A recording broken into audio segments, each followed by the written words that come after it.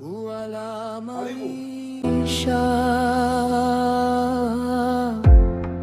Asante sana Mungu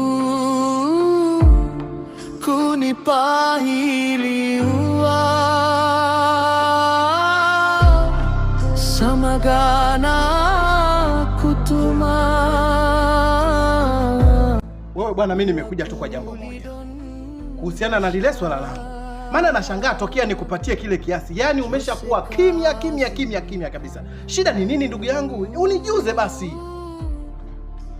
Sasa ndugu yangu, hebu hili jambo lina taratibu zake ndugu yangu.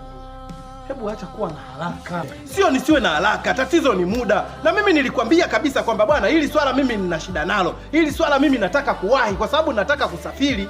Ndugu yangu, kwani kuna kitu kichwani mimi? Mbona kile kitu kiko sisi bwana? Hivi wewe unajua kweli neno muda? Unalijua neno muda wewe? Unajua namaanisha nini nikisema muda? Shida ni kwamba mimi nataka kusafiri, nataka niondoke hili swala likiwa lishakuwa sawa. Taratibu basi. Mimi najua muda unaenda, lakini mimi pale bwana wale wameniomba. Bwana sisi samahani bwana Mshenga, tunataka tumfanyie binti yetu nini hichi wanahitaji nini hichi kitchen party. Tunataka tumfanyie binti yetu kumwaga, tunawaombeni.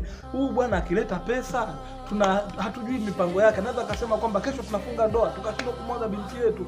Sisi kwa kuwa tumeshakubaliana hili jambo.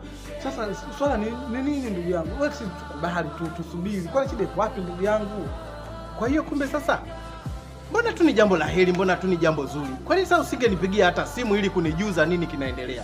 Mpaka unanifanya mimi nakuwa na roho juu kiasi hicho kweli? Acha kuwa na pressure. Haya mambo yameshakuwa sawa. Yaani wale umepikwa. Mimi nikwambie kitu. Hivi mtu utachelewesha mahakama mwisho wa siku, utafungwa.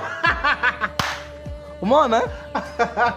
Kwa sio na haraka. Unajua mimi nilitaka nishangae kwamba mbona huyu Mshenga tangia nimpatie kile kiasi mpaka sasa hivi, mbona amekuwa mtu kama mdananda fulani hivi? Mbona amekuwa mtu wa kulukaluka sana? Shida ni nini? Mimi nikajua ushakungoa nyoya bwana. Mna ndugu yangu, sio wasiwasi kabisa. Wewe usiniamini mimi jambo nitalikamilisha. Ndio. Na nikaja nyumbani kwako bwana, hili jambo liko sawa. Lakini